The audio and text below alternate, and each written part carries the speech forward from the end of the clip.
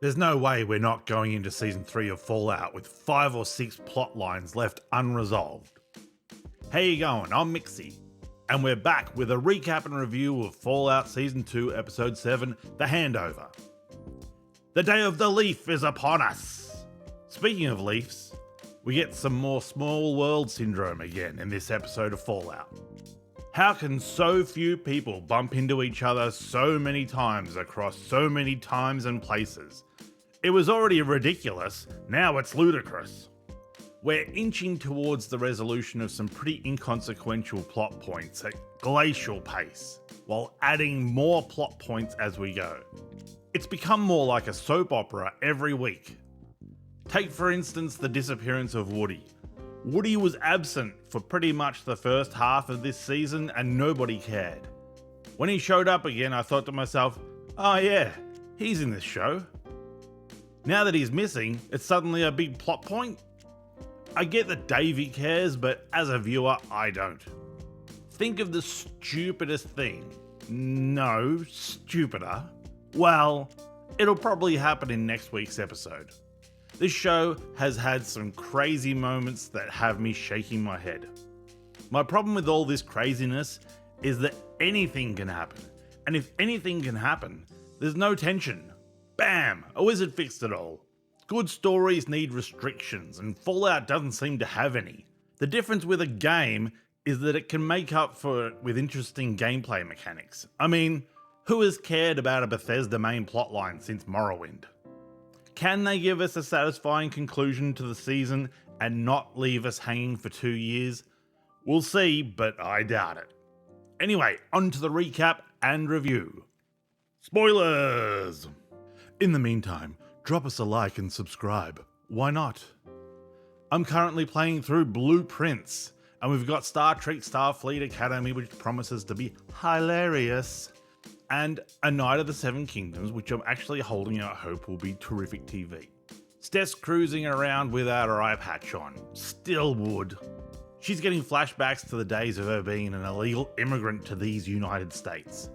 People seem to be clinging to the line about not seeing them as people but Americans, but not so much about this very repetitive flood metaphor. A flood is coming. Keep your head above water. Get yourself to the highest branch. What are the odds Emil releases a tweet stating that the guy Nate the Rake was executing was Steph's father? Good to know the border between Canada and the States is guarded by one single horny guy. Lucy wants to shut down the mind control servers, so Hank tells her to take the golf cart, but she doesn't know what a golf cart is. She's been in a vault all her life, you silly Billy. This opening scene doesn't really tell us much that we didn't already know. We already know Steph was Canadian and alive before the bombs dropped, so I guess she has her mother to mourn. Back to Lucy and Hank in the vault. Is that Vault 21?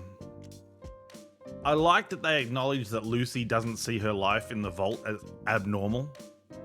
That's all she's ever known up until 3 weeks ago. Seriously though, how long has it been since she came out of Vault 33?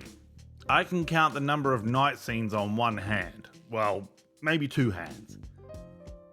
But have there been many time skips? Any title cards with 2 weeks later? Lucy sees the Legion soldier that stapled the NCR soldier's head, and it reminds her that the Legion is still out there. So she's willing to erase the cultures of people that she finds distasteful or dangerous. That's pretty based of you, Lucy. And the best part is, you don't have to risk people that you like to get it. So on this occasion, the golden rule is bye-bye. She's just as bad as her dad.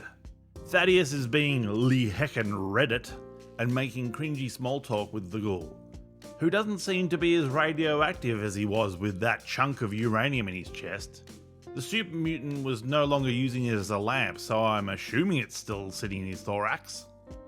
How does the ghoul know that Maximus has the cold fusion diode? He never sees it. He never mentions it. He just has it suspiciously in his hand.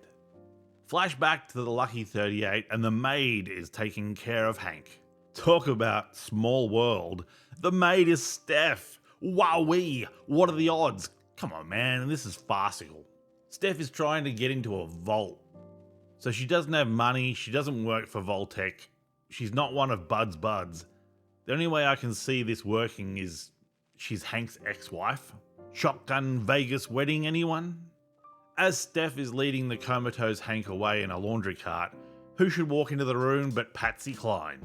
See what I did there? She's a Patsy, and Patsy Cline did old-timey music? Maybe you had to be there. Oh my god, it's the Atomic Wrangler again. It's still like poetry, it's still rhyming. Coop is making a deal to hand the cold fusion diode to the president. Getting closer and closer to Enclave territory here, man. Man, if she hadn't given that terrible speech at Charlie's award ceremony, he wouldn't have met her. Or House. Wait a minute. So the Ghoul, Maximus and Thaddeus break into an NCR weapons depot, and the Ghoul tells Maximus that if he wants to get to Lucy, he has to give up the cold fusion diode. He also makes reference to House rigging the game. So House, once he knew that Coop was coming to Las Vegas, set in motion the plan to give Coop multiple options to dispose of the cold fusion device, all of which were under his control. It's the illusion of choice.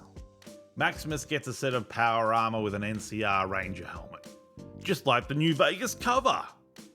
The helmet, that is, not the power armor. A quick sidestep to Norm over at Vault-Tec headquarters. He's coming to when the lads have decided that death is the recommended punishment for impersonating management. But they decide to knock him out. And we're done with that scene. 40 seconds of Norm. Sometimes you just have to give people a chance to miss you. Back to my favourite part of Fallout the TV show. The Vaults. Vault 32 is having their wedding and the message board is filled with such funny messages. One mentions to bring the kids. Have there been any kids in the vault besides Steph's abomination? Shouldn't they be reproducing? There should be people of all ages. Ugh, Chet put his sleeve into the sink. That's foul. He finds Woody's glasses in the incinerator waste disposal unit, which is odd. I assume Steph didn't murder Woody in their apartment and stuff his pieces down the drain. He had to be disposed of elsewhere, right? But why bring his glasses back with you?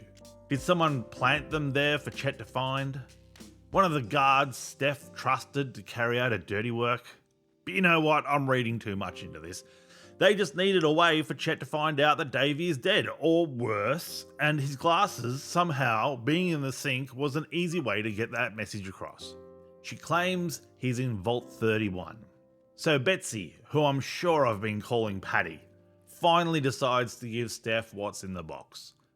It took until they couldn't flush toilets anymore, but we're finally here. I was totally expecting there to be a stereotypical Pulp Fiction style opening of the case and light bathing the viewer's face scene here, but Betty put paid to that. 50% of the water produced. Doesn't mean unadulterated water. The lads are making their way back to the strip to take on the death claws, and the people are going hog wild. I guess they like taxes after all. Maximus sees a facsimile of his younger self, probably gonna stir up a feeling of belonging. I still think the Freeside background extras look really bad, like they hired cosplayers. Thaddeus's arm falls off and it's so funny. Anyway, not gonna lie, I thought Lucy was topless in this scene, but she's just got that yellow dress on. Oh wow, her room is just a few brisk paces from the global comms room. Why on earth would they linger on a ham radio with random static playing? It just makes no sense, it's madness. Lucy finally works out that the chips do more than just make people docile. They remove all of their memories, just like Chicken Lover always wanted. The fact that mortal enemies went from killing each other to helping each other didn't give her any clue. That's that famous Lucy McLean innocence. Lucy cuffs Hank to the oven and takes his pimp boy to shut down the mainframe. We're back with Norm. How I've missed him these last 20 minutes. Bud's buds have left him completely unguarded, and the one person who was actually forming a relationship with him has been allowed free access to him. They are the best and the brightest. Before leaving the extremely dangerous situation or arming himself, Norm chooses to send a radio message on the off chance that Lucy hears it. If only Pip-Boys had some sort of radio device built in. Oh, come on! That golf cart, whatever those are, is at least a couple of feet from the wall. No sparks required. Uh-oh, now you're in for it. Back at Steph and Chet's wedding, it's clear that Vault-Tec has been practicing racially aligned breeding programs. Or at least they used to up until 20 years ago, because there's no one in these vaults under the age of 20. Chet reveals that Steph did something to Woody and that she's Canadian. Worse than that, an illegal immigrant who for some reason kept her Canadian ID on her at all times. Even going so far as to take it into the vault with her. Okay, show, whatever.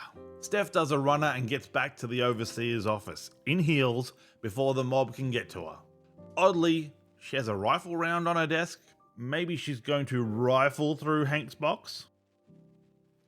Hands up who thought the Deathclaw had a derpy tongue sticking out. They did a good job on the Deathclaws, one for Corridor Digital to examine. The models look great, the lighting looks good, they seem like they're a part of the world. Occasionally they look a bit floaty or unbalanced, but apart from that, really good work. And there it is! Aaron's Moten! I knew he could do it.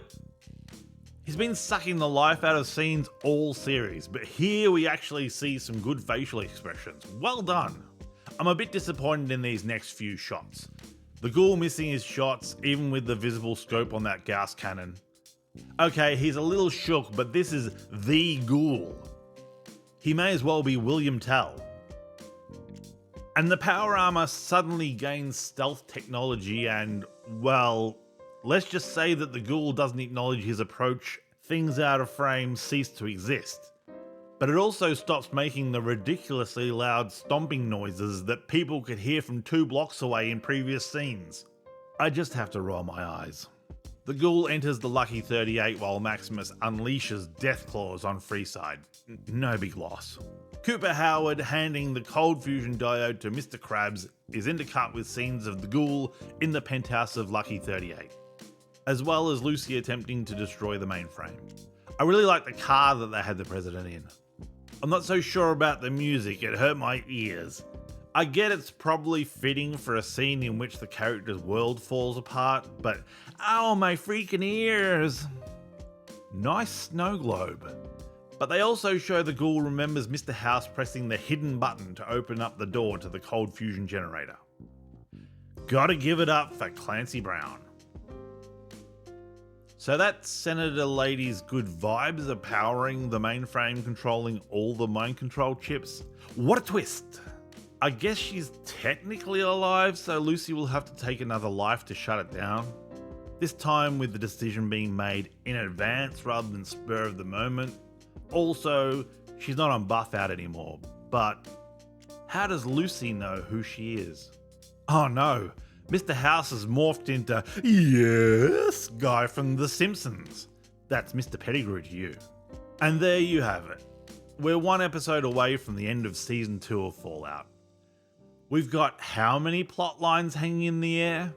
The ghoul and his family, Hank and Lucy, Norman Buds and the FEV, Caesar's Legion, or what's left of them, what, if anything, is left of the NCR, Maximus, Freeside and the Deathclaws. I have a feeling that Thaddeus might have a say in that. The Brotherhood, or what's left of them, the Soup Mutants and the Ghouls versus the Enclave, the Vaults, what happened to Woody, Steph and Hank's box, Steph's baby, which I don't know where it was this episode, Cooper Howard and the family in the past, how the cold fusion got to the Enclave, how that senator got her head used in a mainframe. I mean, how does her head control the mainframe if Hank only just perfected the devices? Was she just sitting idly on life support for 200 years? A lot going on in episode 7 of season 2 of Fallout. It's just a shame that none of it actually moves me towards caring. I only really care about the ghoul. I want to see what's happening with the other characters next, but if it's a good thing or a bad thing, I don't care. Anyway, this episode is another standard Fallout 6 out of 10. It's just got too many coincidences for me to take it seriously. When they showed Steph in the hotel, I just about fell off my seat. What are the odds? A simple line from her mum about get inside Vault-Tec, find out what they're up to. Anything to drive her to get to sign up. Is it every episode now that someone meets back up with someone they met in the past? We had Marjune and Barv, Wilzig, Steph. Who's next? Small world syndrome just gets more and more pronounced. Anyway, tell me what you think. Was this your favourite Fallout episode, or did you find it stupid too? I've got a quick Star Trek Academy review coming really soon. If you want to chat about Fallout or TV shows and video games, come and see me over at my YouTube gaming channel, MicksysPCGaming Live. I'm currently playing through Blueprints. I abandoned Expedition 33 as it got boring. Blueprints may go the same way if it doesn't change pronto. I'm also on Twitch over at twitch.tv/MicksysPCGaming. You can also find me on Patreon. Join now. It's free and it feels good. But anyway, thanks for watching. Have a good one. See you later.